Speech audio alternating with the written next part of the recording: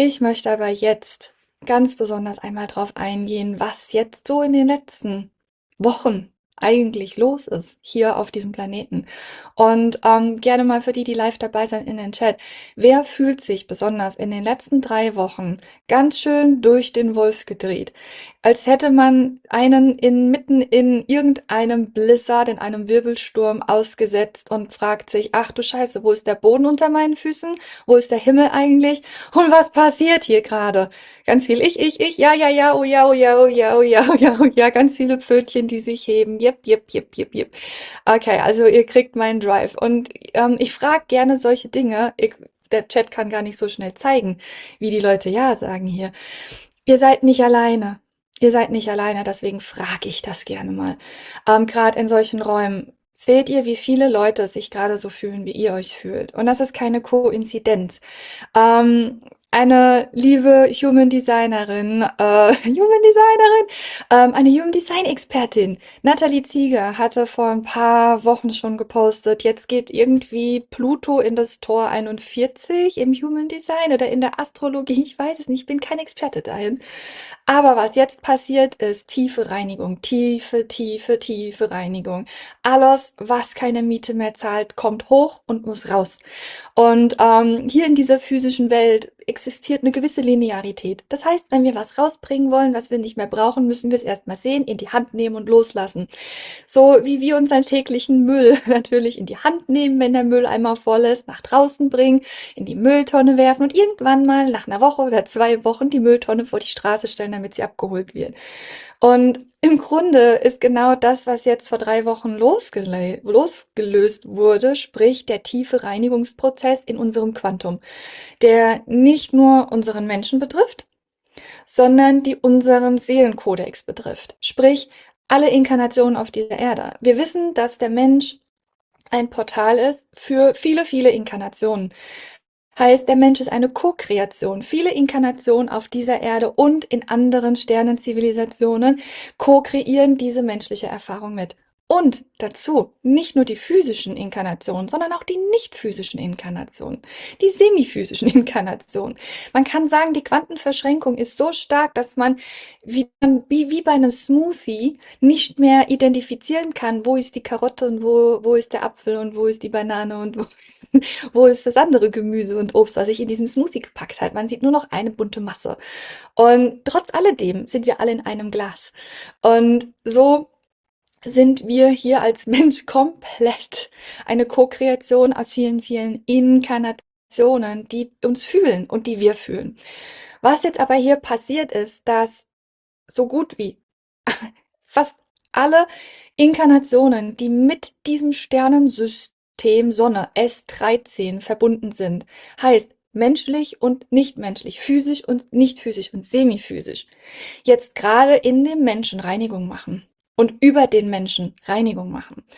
Alles, was in irgendeiner Art und Weise diese Inkarnation kreiert und co-kreiert und Resonanz hat und unter anderem in einer gewissen Art und Weise Schuld trägt, dass die Dinge gerade so sind, wie sie sind und man dort inkarniert ist, wie man inkarniert ist und die Genetik so ist, wie sie ist. Sprich, die Inkarnationen von uns, die uns am allernächsten sind, fangen gerade an zu heilen, zu transformieren, sich zu fragen, sozusagen am Morgen erstmal am Köpfchen zu kratzen, was brauche ich definitiv nicht mehr in meiner Inkarnation? Und während sich irgendeiner, sag ich mal, Inkarnation auf irgendeinem anderen Spektrum am Köpfchen kratzt, steht ihr da und kratzt euch auch am Köpfchen und sagt, boah, ich muss was ändern. Irgendwie, ich weiß gar nicht mehr, was los ist, aber alles fühlt sich falsch an. Und das ist das, was wir jetzt gerade erfahren. Und es ist eine sehr feurige Zeit, eine sehr pikante Zeit und definitiv eine Zeit der absoluten Transformation. Und diese Zeit begleitet uns noch die nächsten, ich fühle es, 14 Monate. 14 Monate, ich habe die ganze Zeit die Zahl 14 im Kopf, seit mehreren Tagen schon, während ich schon anfange zu arbeiten in das Jahr 26 und 27 hinein, mit den Energien des Kollektives, die ich aufnehme und in meinem Quantum bearbeite, bin ich schon sozusagen bei 14 Monaten. Und die Transformationsarbeit wird noch ein paar Tage gehen, natürlich. Und hier wird der Weg geebnet für 2026. Was ich weiß, was wir beobachten werden, ist massives Chaos im Außen. Und wer dachte, dass Chaos im Außen im Jahr 25 schon viel war, der darf sich anschnallen, weil 26 fühle ich wird extrem. Es kann sogar sein, dass wir den Fall der EU beobachten dürfen in 2026. Genau das Gleiche, dass wir sehen an allen Ecken und Kanten, dass die New World Order Agenda, also sprich Agenda 2030, dabei ist zu fallen und einzustürzen. Das ist das, sag ich mal, ich sage diese Begriffe ungerne, das luziferische, reptilianische Agentenkompendium, was bekannt ist als Agenda 2030 oder New World Order, ist das, wo jetzt viele Seelen aussteigen und sagen, ich will das nicht, ich stimme dem nicht zu. Und viele Seelen müssen aber dafür auch was tun. Und das ist auch eine Einladung von mich an euch. Einige werden sich aufgerufen fühlen, etwas zu tun, nach vorne zu treten und für sich einzustehen. Heißt, manche von euch werden das Gefühl haben, in Demonstrationen gehen zu müssen, werden das Gefühl haben, für ihre Freiheit kämpfen zu müssen. Und andere wiederum werden der stille Krieger sein und in sich, in ihrem Quantum die stille Arbeit machen. Es kommt ganz auf den Seelenkodex an und es ist ganz wichtig, dass ihr euch immer wieder prüft und hinterfragt, weil letzten Endes 2026 bis in 27 hinein uns zur Aktion fördert und in uns eine Aktion in Form von nach außen oder in uns eine Aktion im Inneren fordert. Ich bin eher jemand, der nach außen viel spricht und sagt pöp, pöp, pöp, pöp, pöp, und ich bin sehr verbal und sag so, es reicht, es stinkt, es passt nicht mehr, aber dann nach innen geht. Ihr würdet mich nie auf einer Demonstration sehen, aber ihr werdet mich sehen im Quantum, dass ich das Ganze supporte. Schlussendlich ist es wichtig, dass ihr immer wieder in euch hinein fühlt und prüft eure Agenten, eure Absichten. Immer wieder euch hinterfragt, ist das, was ich tue, im höchsten Einklang für mich und meine Realität und die Realität, in die ich mich hineinbewegen möchte? Ist das, was ich jetzt vorhabe zu tun, etwas, was eine neue Realität trägt und tragbar macht und in eine positive Realität addiert oder addiert sie etwas Negativeres? Warum sage ich das? Und das ist etwas ganz Wichtiges, was ich euch einlade, euch wirklich mit ganz offenen Ohren zu hören und zu fühlen und zu prüfen natürlich. Aber wenn ich euch einlade, es immer fühlt und prüft mit eurem Körpersensor, ob das, was ich sage, mit euch resoniert. Weil ich möchte euch nichts vorkauen, sondern ich möchte, dass ihr eigenständig denkt. Der nächste Punkt ist, der super wichtig ist. In uns sind Energiedynamiken an Arbeiten, die uns in die Aktion bringen, triggern, im Positiven oder Negativen, die uns dazu animieren und motivieren, aus der Tiefe heraus Dinge zu tun, Dinge anzugehen, die uns aber am Ende schaden und nicht dienen. Aber diese zu erkennen, sprich diese Selbstzerstörungsagenden zu erkennen, bevor man Schritte tut, die sich vielleicht erstmal richtig anfühlen, aber eigentlich nicht unbedingt zum besten Wohle beitragen, zu erkennen. Weshalb es sehr wichtig ist, dass wir uns prüfen, besonders im nächsten Jahr, weil diese Triggerpunkte werden stärker und stärker. Das heißt, in uns kommen große Ideen, was wir jetzt als nächstes tun müssen. Und es fühlt sich so an, als ist das Ultimative der Welt, was wir jetzt tun müssen. Aber es ist eigentlich wie eine Triggerfalle, die uns auf eine niedrigere Zeitlinie bringen würde. Weshalb es wichtig ist zu prüfen, ob die Tat, in die ich mich jetzt so sehr hineingedrückt fühle, mir und dem höchsten Wohle dient oder ob dieser Push eigentlich dafür dient, mich in die alte Welt zurückzubringen und in der alten Welt zu halten. Das ist etwas, was wir ganz prägnant in dem Jahr 26 sehen werden. Und zum nächsten Punkt, während die äußeren Systeme bis auf den absoluten Bruchpunkt geprüft werden, so wird unsere innere Stabilität genauso bis auf den Bruchpunkt geprüft. Heißt, sehr viele negative Agenten, die sich vielleicht unter einem schönen Lächeln verstecken und verdecken. Wir werden noch mehr Fake-Videos sehen, noch mehr Fake-Influencer sehen. Wir werden noch mehr Fake News sehen. Die ganzen Medien werden geflutet werden mit AI-Bildern, mit AI-Videos, mit sehr viel Fake-Nachrichten, dass wir gar nicht mehr wissen, was ist eigentlich echt und was nicht. Es werden Influencer da sein, die Gold predigen, aber Scheiße scheißen. Entschuldigung für diesen Ausdruck. Die positiv aussehen, ein vielleicht auf den ersten Blick ein positives Gefühl geben, aber im Hintergrund Codes da sind, die nur darauf ausgelegt sind, euch in eine niedere Zeitlinie zu bringen. Influencer, männlich als auch weiblich, die sehr positiv wirken und sehr freundlich wirken, aber im Hintergrund reptilianische Codes haben, die einen nur darauf ausgezielt sind, Seelen zu binden an die Erde und nicht zu befreien. Da geht es nicht um Geld, sondern da geht es um das wertvollste Gut auf diesem Planeten und das ist Seelenlicht. Das werden wir beobachten. Schlussendlich Kräfte, die destabilisieren. Wenn wir Destabilisierung im Außen sehen und erfahren, Destabilisierung von Systemen, die vielleicht auch der New World Order gedient haben, gibt es gleiche Kräfte, die aber auch das Licht, euer Licht, destabilisieren möchten. Letzten Endes, metaphysisch betrachtet, sind das alles unsere Energien, absolut. Aber es ist wichtig zu wissen, was da ist, sodass es korrigiert werden kann und sodass man weiß, mit was man es zu tun hat, schlussendlich. Und dann muss man sich nicht fragen, was stimmt mit mir nicht, sondern darf sich die Frage stellen, was liegt gerade vor mir, mit was habe ich es zu tun. Was ich fühle, was sehr, sehr dominant wird, während die äußeren Systeme dabei sind zu fallen, dass der Kampf um die inneren Systeme größer wird. Und das ist auch vollkommen normal in einer dualistischen Welt. Wenn es Fraktionen gibt, die die Erde kontrolliert und manipuliert haben und diese äußeren Systeme der Manipulation dabei sind zu fallen und zu brechen. An was halten sich diese machtverlierenden Wesen? Natürlich an eurem Licht.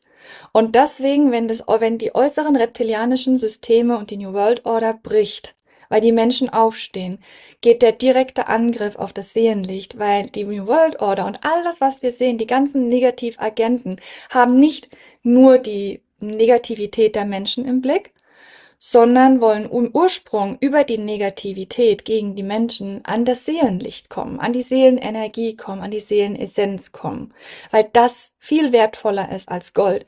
Eine Seele, die die Verbindung hat zur Quelle selbst, ist ein Kreator, kreiert Welten. Die Elite, die Reptilien können keine Welten kreieren, sie brauchen euch dafür. Und wenn ihre Welt, die sie mit euch erschaffen haben, zerbricht, ist ihr einziger Weg, euch einzufangen und euch wieder on track zu bringen. Einfach mal fühlen, ob das vielleicht korrekt sein könnte, was ich sage. Und hier versteht man absolut in Leichtigkeit, dass wenn die äußeren Systeme fallen, dass automatisch der Fokus geht, die Schafe von innen wieder gefügig zu machen und einzufangen. Und das machen sie, indem sie versuchen, während die äußeren Systeme destabilisieren, euer inneres System zu destabilisieren.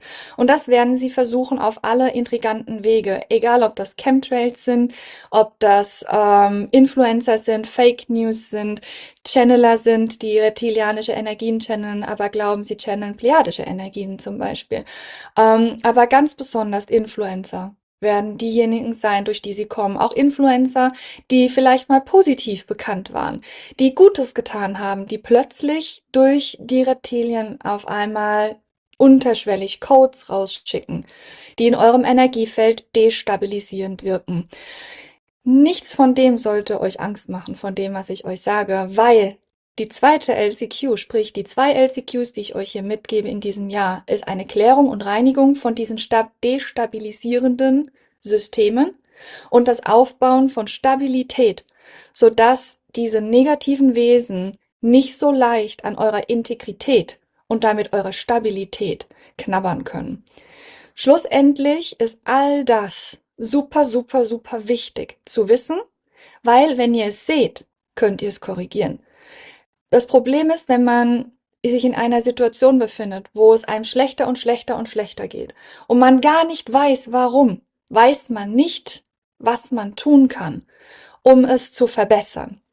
Und ich sehe mich in der Verantwortung mit all dem, was ich gesehen habe, mit all dem, was ich fühle und all dem, was sich entfaltet in den letzten 3 Wochen.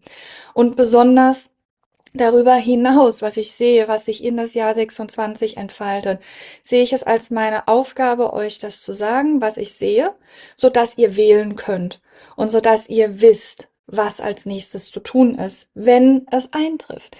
Heißt, fühlt ihr euch destabilisiert und seht, dass Chaos da ist es wichtig, in euch Stabilität wieder zu gewinnen. Das ist das Wichtigste überhaupt, ist eure eigene Souveränität wieder zu aktivieren und besonders Energiefeldklärung, Energiefeldklärung, Energiefeldklärung, Energiefeldklärung, bis ihr dieses Wort nicht mehr hören kann. Jeden Tag, wenn es nötig ist, das Energiefeld zu klären und in die Herzverbindung zu treten, bis ihr wieder Stabilität habt. Erlaubt nicht, dass die äußeren Destabilisierungsmaßnahmen euch in eine Abwärtsspirale und negative Timeline bringen. Man kann fast sagen, der lang gepredigte Kampf um die Seelen hat begonnen. Der läuft aber schon seit Jahrtausenden.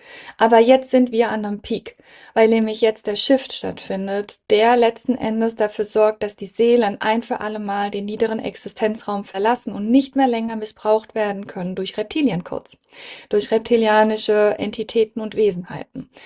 Und dazu müssen wir einfach wissen, mit was wir es zu tun haben und uns entsprechend ja, den Schaden klein halten und versuchen, genau das Gegenteil zu tun von dem, worauf alles abzielt. Sprich, wir stabilisieren uns aus uns heraus, wir sind souverän und keine Sucher mehr. Und seit vielen, vielen Jahren, eigentlich schon seit 4 Jahren, aber ganz genau auf YouTube schon seit 3 Jahren, spreche ich immer wieder über den Zeitpunkt, dass es kommen wird. Und wir sind jetzt seit circa 3 Wochen in diesen Zeitpunkt eingetreten, dass wir wirklich nicht mehr unseren Augen trauen können, was wir draußen sehen, dass wir uns wirklich auf unser Gefühl verlassen müssen, weil unsere Augen getrübt werden können. Wir müssen fühlen und prüfen alles, was wir sehen. Man kann den Nachrichten, konnte man noch nie vertrauen aus offizieller Quelle, aber selbst den aus inoffizieller Quelle kann man inzwischen fast nicht mehr vertrauen. Leute, die ursprünglich mal gut waren, kommen auf einmal negative Energien raus.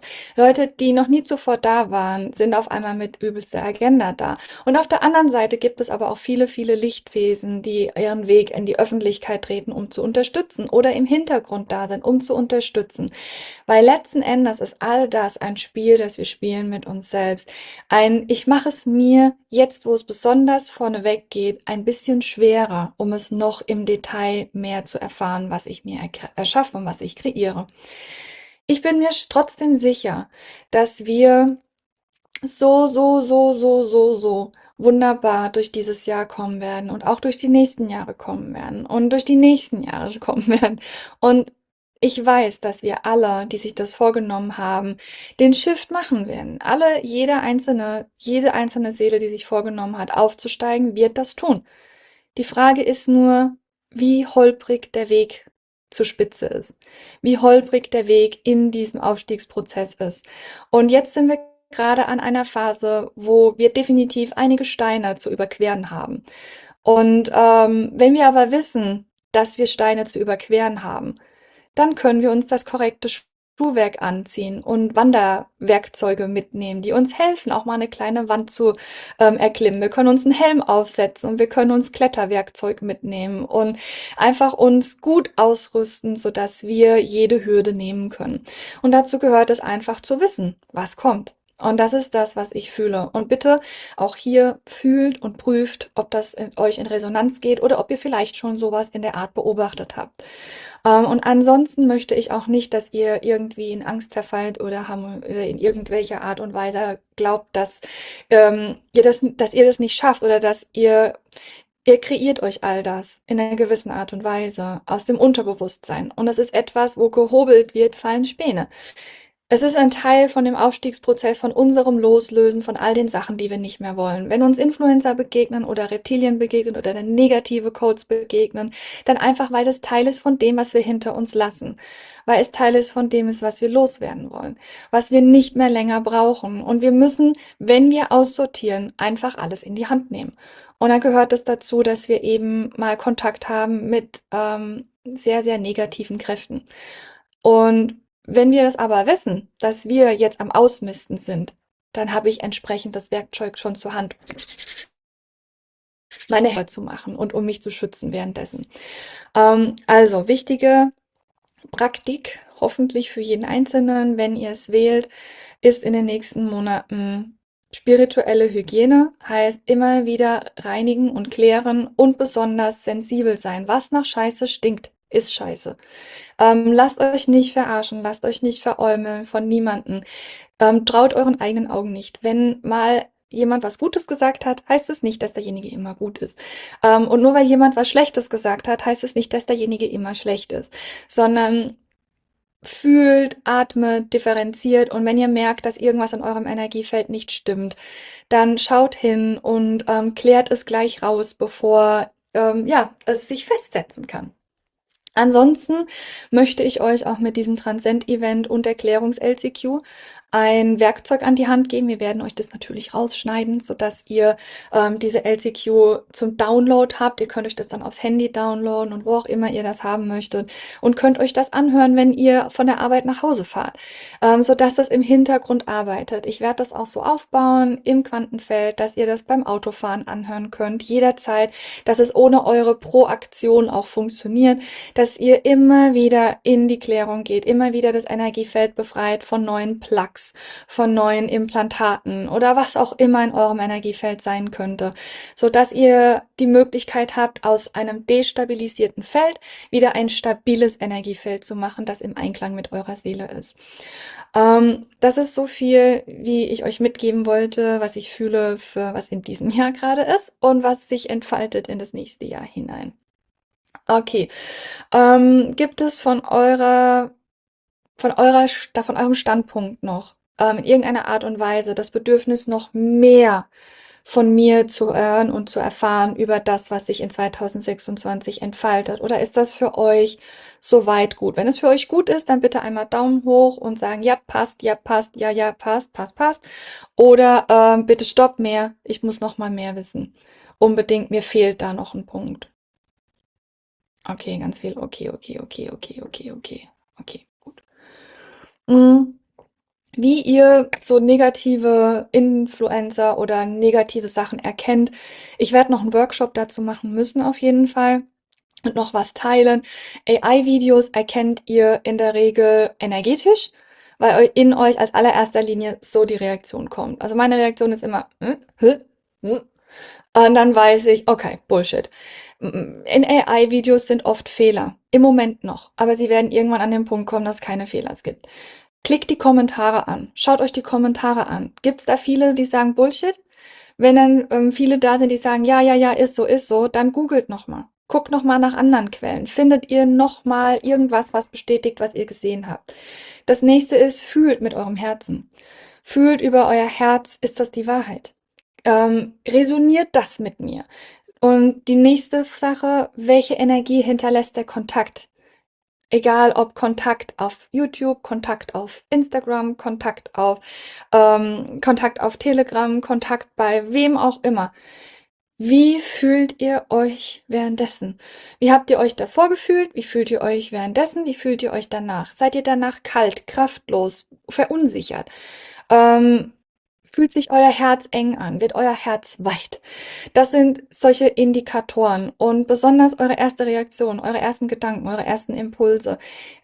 Fühlt drauf, vertraut darauf. Und wenn ich sage, wenn etwas nach Scheiße stinkt, dann wird es Scheiße sein, ist genau das, was ich meine. Wenn ihr jemanden seht und ihr schreckt zusammen oder ihr fühlt, oder ihr hört die ersten Minuten und ihr merkt, irgendwas stimmt nicht, dann vertraut eurem Gefühl und geht nicht hin und sagt, was stimmt mit mir eigentlich nicht? mit euch ist ja wohl alles richtig. Ihr fühlt, was resoniert mit euch und was resoniert nicht mit euch. Und euer erstes Gefühl ist das, was immer zählt. Das zweite und dritte Gefühl kann aus Belogensein schon heraus entstehen.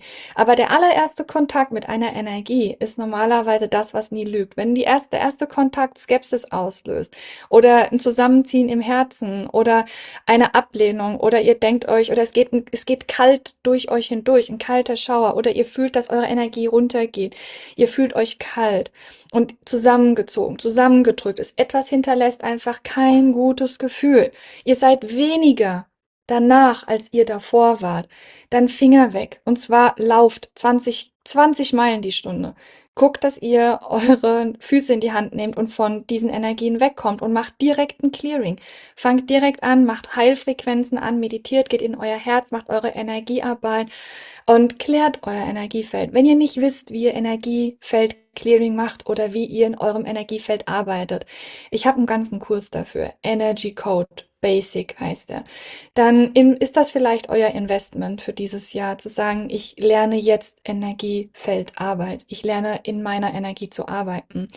Und immer wieder prüfen. Immer wieder prüfen, wie fühlt ihr euch jetzt, wie fühlt ihr euch danach. Und vertraut euch, lernt euch zu vertrauen, wirklich zu vertrauen. Euer Herz weiß schon ganz genau, also so, euer Herz weiß schon ganz genau, was, was ihr braucht und was euch gut tut. Und der Verstand kann belogen und betrogen werden, aber das Herz weiß es eigentlich. Und deswegen verbindet euch mit eurem Herzen und fühlt immer wieder mit eurem Herzen. Ist das der Weg, den ich gehen möchte? Und was auch noch hilft als kleinen Tipp ist, ähm, stellt euch die Frage, ist das der Weg, den ich gehen möchte? Und versucht mal in eurer inneren Imagination zu fühlen, wie dieser Weg aussieht, wenn ihr ihn weitergeht. Auch nochmal super gut zu prüfen. Zum Beispiel, wie sieht die Welt aus, wenn ich sie weitergehe, dort, wo ich jetzt gerade zum Beispiel reingegangen bin, als ich den Influencer, die Influencerin gehört habe. Ähm, wo bringt mich dieser Zug? Wo bringt die Energie mich eigentlich hin?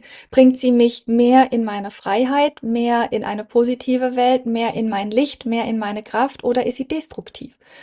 Ist sie ernüchternd? Ist sie negativ? Ist sie angsteinflößend? Und dann wirklich entsprechend Entscheidungen treffen, die einen wieder in Einklang bringen mit der Realität, die man wählt. Heißt, ist die Realität friedlich, positiv? Bringt sie mich in meine Kraft, in meine Stärke, in meine Souveränität? Gibt sie mir Hoffnung? Gibt sie mir einen Grund, hier zu sein? Oder nimmt sie mir Gründe, hier zu sein? Lauter solche Fragen, die letzten Endes dafür sorgen, euch wieder, ich sag mal, right on track zu bringen, wieder auf eurem Pfad, auf euren Weg zu bringen, wo ihr eigentlich hin möchtet. Und es hilft auch manchmal immer wieder zu fragen, befinde ich mich in der Realität, in die ich eigentlich möchte? Und wenn die Antwort nein ist, dann ist die innere Arbeit wichtig. Und daraus resultiert die äußere Arbeit. Also auch so eine Frage, die ich mir immer stelle, ist das die Realität, in der ich sein möchte, in der ich mich gerade befinde? Und wenn die Antwort ist ja, gut, dann lasst euer Licht leuchten, macht euer Herz auf und lasst eure Freude raus. Wenn ihr die Antwort habt in euch, nee, das ist nicht die Welt, in der ich sein möchte, das ist nicht die Realität, in der ich sein möchte, dann ist es wichtig, die innere Arbeit zu machen. Und dann gibt es nichts Wichtigeres, nichts, was Priorität hat vor dieser inneren Arbeit. Und aus der inneren Arbeit erschaffen wir Welten, erschaffen wir neue Realitäten. Und dann bringt ihr euch auch mit der inneren Arbeit in Resonanz mit einer positiveren Welt. Keine Opfer in eurer Kreation. Ihr erschafft eure ganze Welt und ihr erschafft Resonanz zu allem, was euch begegnet. Und während ihr eure inneren Systeme auflöst in den nächsten 14 Monaten, so werden euch auch entsprechend die inneren Systeme, die ihr loslasst, im Außen begegnen. Und dann gilt es loszulassen und sich nicht hinzusetzen, in der Embryonalstellung zu wippen und zu sagen, was stimmt mit mir nicht? Nee, es ist einfach nur der Reinigungsprozess. Und dann fragt euch, wo möchte ich sein? Wo möchte ich hin? Bringen die Energien mich dorthin oder bringen sie mich weg davon? Und mehr braucht's eigentlich nicht. Ich hoffe, dass euch das jetzt hilft. Ich würde jetzt ganz kurz eine Minute schweigen, sodass ihr das ganz kurz setzen lässt. Einmal kurz die Augen schließt und mal fühlt, was ich euch gerade gesagt habe und das für euch in eurem Geist sortiert. Also meine Einladung, gerne mal die Augen schließen und tief atmen und fühlen.